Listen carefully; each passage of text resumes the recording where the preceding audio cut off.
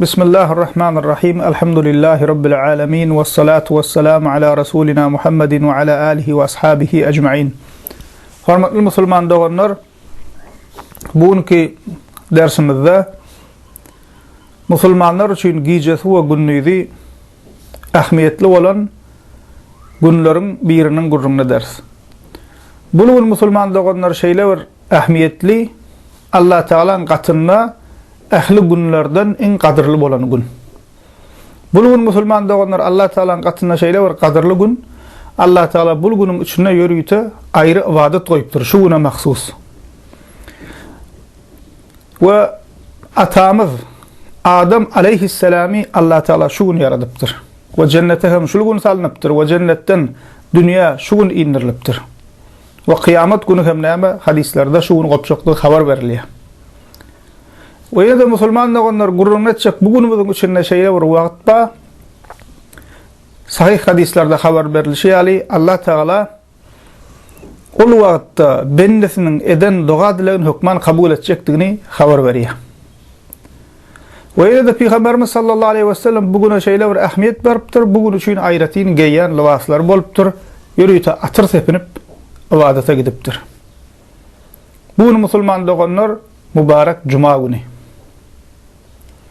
Allah Teala Kur'an-ı Kerim'de Cuma surasının 9. ayetinde Ya eyyühellezine amenu iza nudiye lissalati min yevmil cum'ati fes'au ila zikrillahi ve zarul bey' zalikum hayrun lekum in kuntum ta'lamun. Ey iman edenler! Ey Allah'a ve Peygamber'e, Kur'an'a, ahiriyede iman ettim, inandım diyen, özüne Müslüman, mümin diyen kişiler.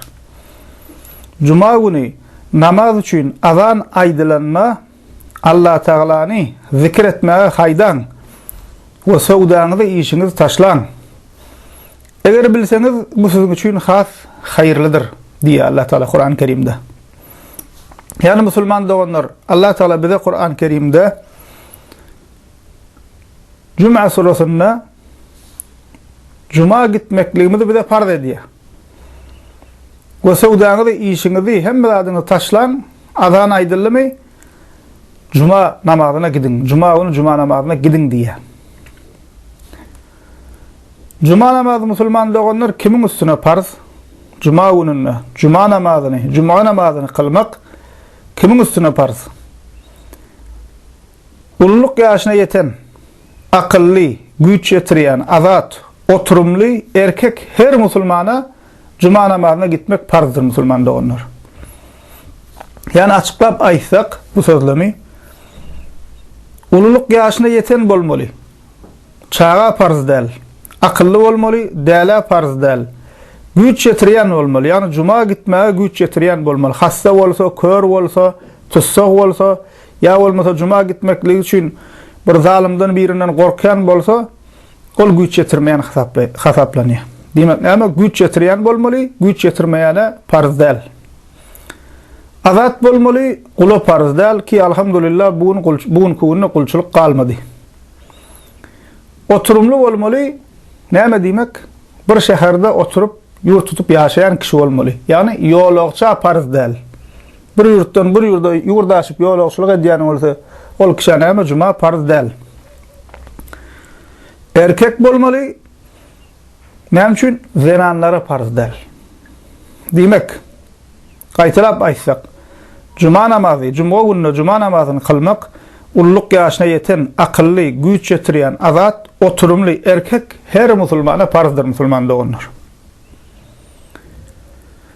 Peygamberimiz sallallahu aleyhi ve sellem Ebu Davud'da Tarik bin Şihab radiyallahu anh'tan rivayet edilen hadisinde diye El-cum'atu hakkun vacibun ala kulli muslimin fi cema'a illa arba'a abdun memluk ev mra'atun ev sabi ev marid diye. Cemaat bilen Cuma namazını kılmak her erkek musulmana vaciptir, farzdır. Dine şu 4 kişi kulu, zenana, çağa ve hassa farz derler deyip aydiya. Yolukçun Cuma namazı, yolukçu kişi Cuma namazı farz derliğinin delili musulman doğanlar Peygamberimiz Muhammed sallallahu aleyhi ve sellem yolukçuluğa çıkanına hiç açan Cuma namazını kılmandır. Yolukçuluğa çıkanına Peygamberimiz sallallahu aleyhi ve sellem diňe öýle namazyny kılıpdyr.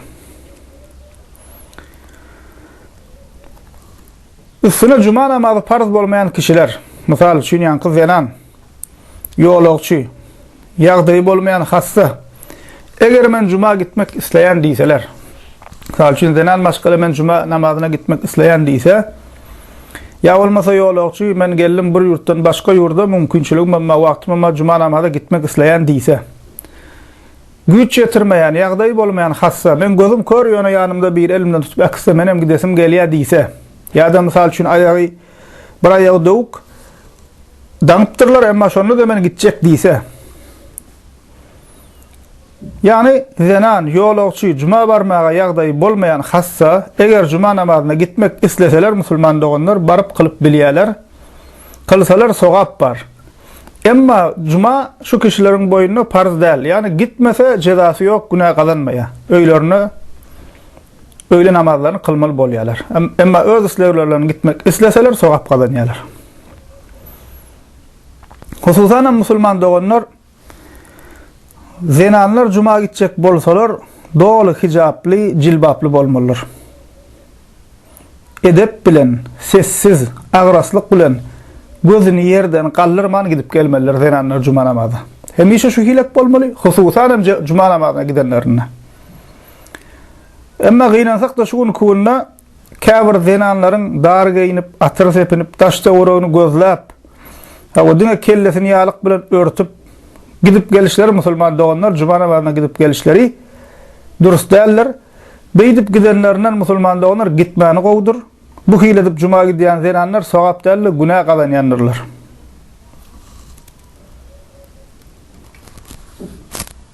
Cuma gününiň fazileti, sogaplary barada aýdyp geçsek, ýanky diýişimi diýýär musulman doganlar cuma gününi Allah Taalanyň ýürüýte şuna maksus cuma namazyny farz etmegi cuma gününiň Allah Taalanyň gatynda näme derece gadyrlydygyny düşünmegimiz üçin iň uly delildir. Yani Allah Taala ýürüýte şuna maksus musulmanlar üýüşsün, jemaat bolsunlar. Allah Taala ibadet etsinler, özüne ibadet etsinler, özüne zikir etsinler diýip Allah Taala ýürüýte cuma gününe maksus näme? Namaz farz edipdir. Cuma namazy. Allah Taalanyň gatynda şunyň näme derejede beýikdigini, uludygyny musulman doganlar düşünmegimiz üçin iň uly delil, birinji delil şol. Ve Peygamberimiz Muhammed sallallahu aleyhi ve sellem sahih Müslim'de Ebu Hureyre radıyallahu anh'tan rivayet edilen hadisinde diye hayru yevmin tala'at aleyhi şems yevmul cum'a fihi khuliqa Adem ve fihi udkhilal cennet ve fihi ukhrica minha diye üstünne günlerin en hayırlısı cuma günüdür. Cuma günü Adem aleyhisselam yaradıldı ve cuma günü cennete salındı ve yine de cuma günü cennetten çıkarıldı, yani dünya Allah Teala cennetten çıkarıp dünya iniriyor. Sahih Müslim'de geçiyor bu hadis. Yine de Peygamberimiz sallallahu aleyhi ve sellem'den İbn Mace'de Ebi Lubaba bin Abdülmunzir'den radıyallahu anh'tan rivayet edilen hadisinde Peygamberimiz sallallahu aleyhi ve sellem diye İnne yevmel cum'ati seyyidul eyyam ve a'zamuha indallah ve huve a'zamu indallahi min yevmil adha ve yevmil fitr fihi khamsu khilal خلق الله فيه آدم وأحبت الله فيه آدم إلى الأرض وفيه توفى الله آدم وفيه ساعة لا يسأل الله فيها العبد شيئا إلا أعطاه ما لم يسأل حراما وفيه تقوم الساعة. Peygamberimiz sallallahu aleyhi ve sellem diye cuma günü günlerin en hormatlısıdır. Ve Allah Teala'nın katına en beýigidir. Cuma gününün derecesi Allah Teala'nın katına Kurban ve Ramazan bayramı günlerinden has beýikdir. Cuma gününe 5 wasp bardır diye. Allah Teala Adem aleyhisselam'ı cuma günü yarattı. Cuma gününe Adem aleyhisselam yere indirildi. Adem aleyhisselam cuma günü vefat etti diye. Ve cuma gününe şeýle saat bardır. Şol wagtda bende haram bolmayan näme dilese Allah Teala on dilegini berjektir diye. Ve ol gün, yani kıyamet günü kıyamet ol gün, yani cuma günü kopacakdır deyip Peygamber sallallahu aleyhi ve sellem aydiyen musulmanlar onlar. Cuma namazının hikmetlerinden musulman doğanlar, musulmanlara Allah Teala'nın nimetlerini yatırıp durmak, Vaaz nasihat edip musulmanlara peýdaly ilmler öwretmek, Allah Taala'ny zikir etmek, cemaat bolup Allah Taala ibadet etmek, musulmanlaryň doganlygyny berkitmek, agzy birligi güýçlendirmek. Juma namazynyň musulmanlygynyň hikmetlerinden käbirdir. Ve ýene-de musulmanlygynyň bilmeli möhüm zatlarymyzyň biri boynuna Juma farz bolan kişiniň juma namazyna gitmezligi uly günalardandyr. Şonuň üçin İmam Zahabi rahimahullah Kitabul Kebair adly uly günalar adly kitabynda uly günalaryň biri hökmünde juma namazyny we cemaaty terk etmegi getirýär. Ýene-de Ibn Hajar el-Haytami uly günalar adly kitabynda ol hem näme uly günalaryň biri hökmünde cemaaty we jumany terk etmekli getirýär. Peygamberimiz sallallahu aleyhi ve sellem Sahih Muslim'de gelen hadisinde لَيَنْتَهِيَنَّ أَقْوَامٌ عَنْ وَدْعِهُمُ الْجُمُعَاتِ أَوْ لَيَخْتِمَنَّ اللّٰهُ عَلَى قُلُوبِهِمْ ثُمَّ لَيَكُونَنَّ مِنَ الْغَافِلِينَ diye. Kâfir adamlar, ınsörün musulman doğanlar. Peygamberimiz sallallahu aleyhi ve sellem de Sahih Muslim hadisi. Sahih hadis. Kâfir adamlar Cuma namazını taşlamağı besederler diye. Yoksam Allah Teala onların kalplerini mühürler, sonra olur kapıllardan bolurlar diye. Ebu Davud'da, Tirmizi'de, İbn Mace'de gelen hadisinde Peygamber sallallahu aleyhi ve sellem diye men tereke thalâthe cuma'in tehâvunen biha teba'allahu ala kalbih. Kim üzürsüz 3 cuma namazı soğuk salalık yaltalık edip terk etse diye Allah Teala onun kalbini mühürler diye. Allah Teala cumani soğuk salalık sebepli, yaltalık sebepli kalbini mühürlemekligi, cuma gelmeyenlerin kalbini mühürlemekligi musulman doğanlar ol kişiden öz fazlı keremini, bereketini, ihsanını almağına getirir. Ve ol kişi kapıllardan bulur. Yani ahiretine peyda getirecek zatları görüp bilmez, düşünüp bilmez, alıp bilmez. Ahiretine ziyan verecek zatları musulmanlar tarap onlardan ega olup bilmez. Yani kapıllardan bulur diye. O kalbini Allah Teala mühürler diye. Şonuň üçin yalçalaga diýenler, gitmeýänler pikirlerin nähilek günah kazanıp görünmedi. Ýene-de kâbirler musulman doğanlar juma gitjek bolyn, işim bar ýa-da işimden ruhsat bermeýärler diýerler, ýa-da okuwum bar diýerler. Musulman doğanlar iş, oku, jumadan galmak üçin sebäp hasaplanmaýar. Juma namazy kimlere farz däldigini aýdyp geçdik.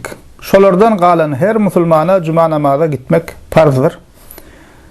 Eger işin sana namaza, cuma namaza gitmäge ruhsat bermeýän bolsa, ol işte işlemek dogry däldir.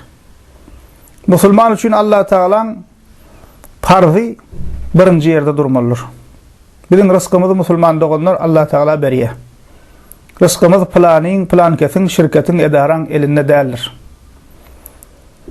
Sen Allah Taalaň razylygyny birinji ýerde goýup Allah Taalaň razylygy bilen bolsaň, az pul gazansaň bereketli bolar.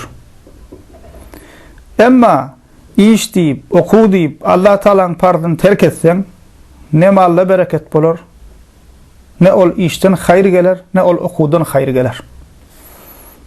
Şonuň üçin musulman doğanlar hassalyk, ýolagçylyk ýaly adatdan daşary ýagdaý ýüze çykanda cuma namaza gelmän biler. Emma işim bar, okuwum bar ýa-da şoňa meňdeş başga bahana bilen cuma namazy terk etmek musulman doğanlar uly günalardandyr.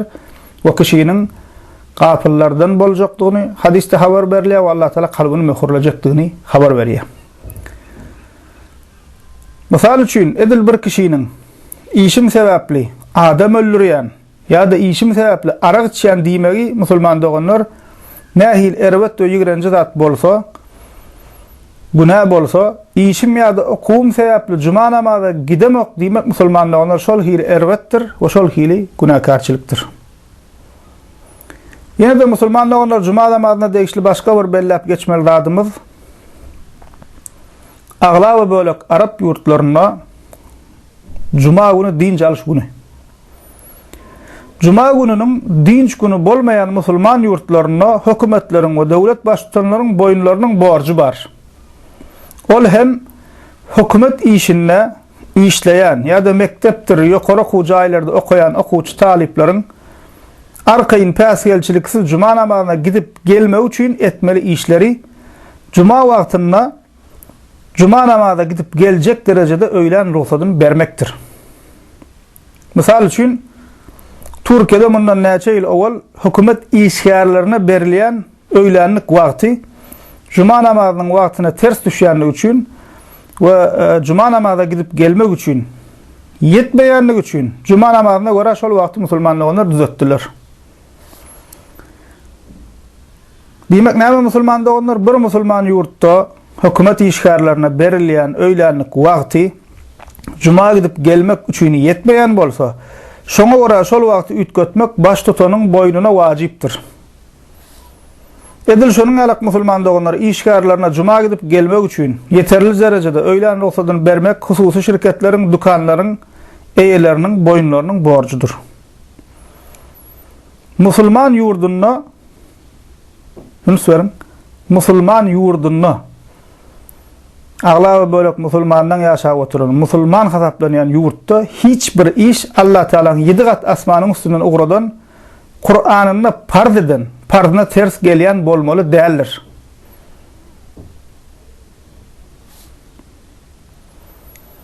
Ruhsat berilmeýän ýagdaýynda da musulman doganlar iş okuw cuma namazyna galmak üçin sebäp däldir. Eger işinde cuma ruhsat beremzok diýseler, farzy taşlamaly däl, ol işi taşlamalydyr. Ve musulmanlar cuma namazy wagtyna özüne cuma farz bolan kişileriň işlemek dogry däldir, günahkarçylykdyr. Allah Teala bizi we neslimizi, halkymyzy Allah Teala'nın farzlaryny arkasyna atyp terk namaz, terk cuma bolmakdan gorasyn. Allah Teala ahlimizin malımıza, canımıza bereket versin. Ehli musulman yurtlarına, hususan watanymyzda asudalygy ebedi eylesin. Allah Teala ehli musulman baş tutanlaryna hidayet edip, ö dini bilen ýöremek müýesser etsin. Elhamdülillahi rabbil alamin.